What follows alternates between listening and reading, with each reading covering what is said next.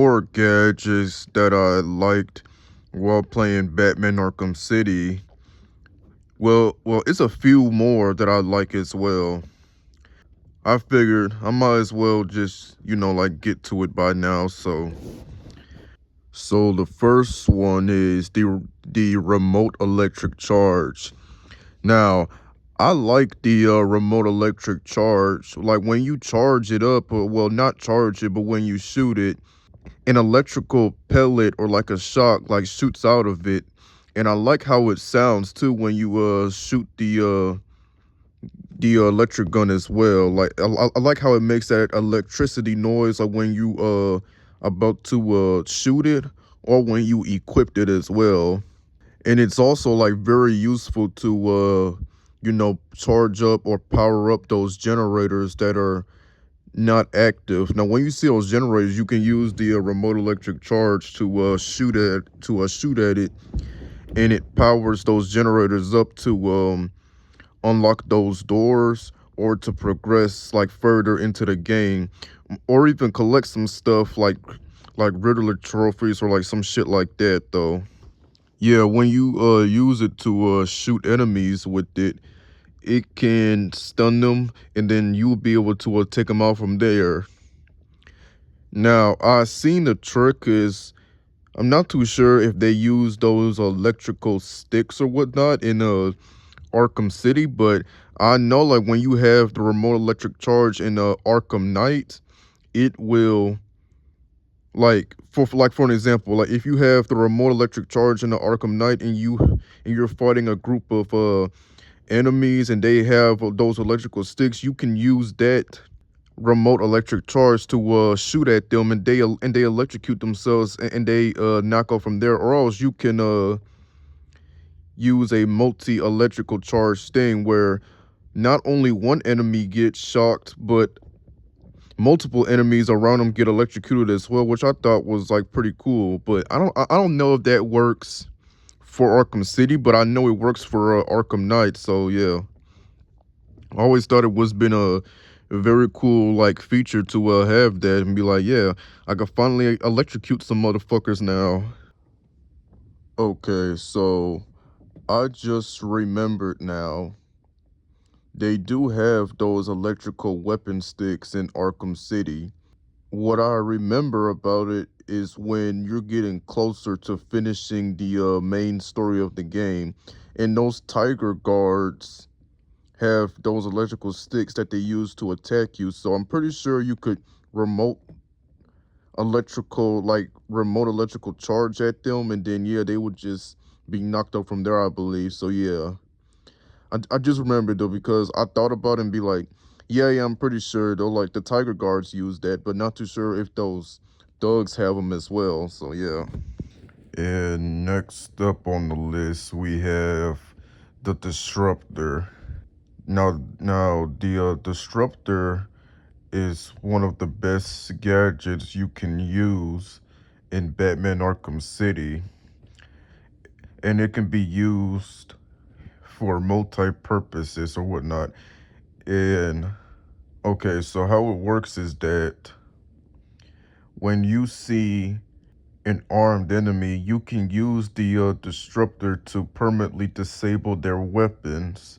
And because of that, if they try to shoot you, the weapons will be jammed and they will not be able to fire the gun at you, which is pretty helpful since if you're not good of handling thugs with weapons, the disruptor would be the good one to use. And not only can it be used for guns, it can also be used to disrupt those mines as well. Now you got to be careful with the mines because you don't want to disrupt them too closely, because if you do, you will take damage. So it's better to disrupt them while you're at a distance.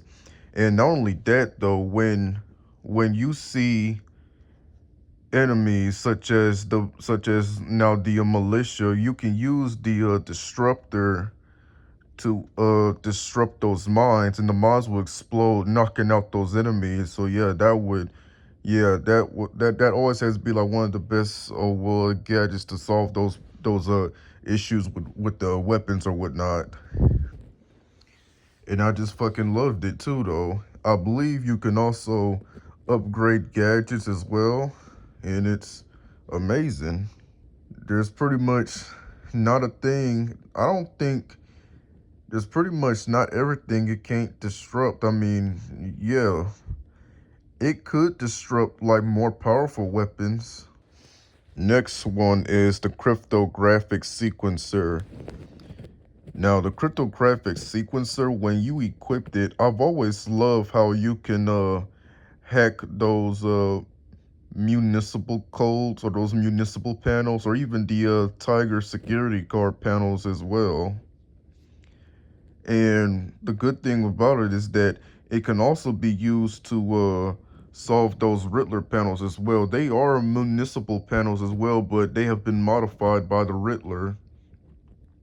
And you can get to certain areas where they're locked and you can't go without the cryptographic sequencer. So when you see a Riddler trophy that is locked in behind those metal bars, you can use the cryptographic sequencer to enter in the right code and bypass the security thing, and the gates will open, granting you a Riddler trophy, or even going through, or even progressing further into the game. Yeah. But for you to hack or bypass the Tiger security guard panels, you would need to download the master control program. You won't get that until you're nearly at the end of the game. So if you're at the point to where all of the enemies are now getting killed because of the Tiger helicopters shooting missiles at them or firing bullets at them, that's where you have to find out which chopper it is to download the master control program. So yeah, you won't get that until you're like near like end of the game. But for now, you are just using municipal codes for now. While you equip the cryptographic sequencer, you can just open it up and listen to some of the radio stations that are on there, which I thought was like pretty good though to listen to. You can listen to the news on there. You can also listen to that music station on there. You can also listen back to the older signals that you broadcasted or collected or detected. So yeah, you can always like go back and like listen to it or whatnot. And one more thing with the cryptographic sequencer, I believe there was like a part of where when you're like when you're like doing like a Riddler mission, is that you have to broadcast like a code that was on there, and when you broadcast the code, Riddler's voice like will appear and saying that at last dark night, or you solved the riddle, something along those lines. And the last thing on the list is the freeze cluster grenade. Now, the freeze cluster grenade is different from the ice grenade. With the ice grenade, you can just freeze one enemy at a time and then take them down. But with the freeze cluster grenade, you can freeze multiple enemies at a time. Well, they're not, their whole body is not frozen, just their legs. So when their legs are frozen, they can't go anywhere. So you can just fight them there though, and they can't move since they will just be stuck there, which I've thought about. I mean, well, yeah, because I wish it would have froze all of them, but at least that it just prevents them from moving for like a limited amount of time. So yeah. Another thing to keep in mind while using the freeze cluster grenade, even though that their legs are frozen, they can still attack you because their upper body is not frozen, just their lower body. Because of that, they can just swing at you still, but they can't charge at you or run at you or even walk towards you since their legs will be frozen. So yeah, like you gotta keep in mind with that. So they can still attack you though because their whole body is not frozen, just their lower body. But yeah, you gotta be mindful of that as well. That's why that I like these gadgets, and they're just easy to use. Now, keep in mind is that some of these gadgets are obtainable when you progress further into the game. So you're not going to have all the gadgets right away. So yeah, just keep that in mind. Though certain gadgets you will have, while others you won't have until you progress further into the game. So yeah, you gotta love those gadgets if you love to like take down enemies or try to like use some like strategies or use some like tactics to fight without getting killed or knocked out or whatnot.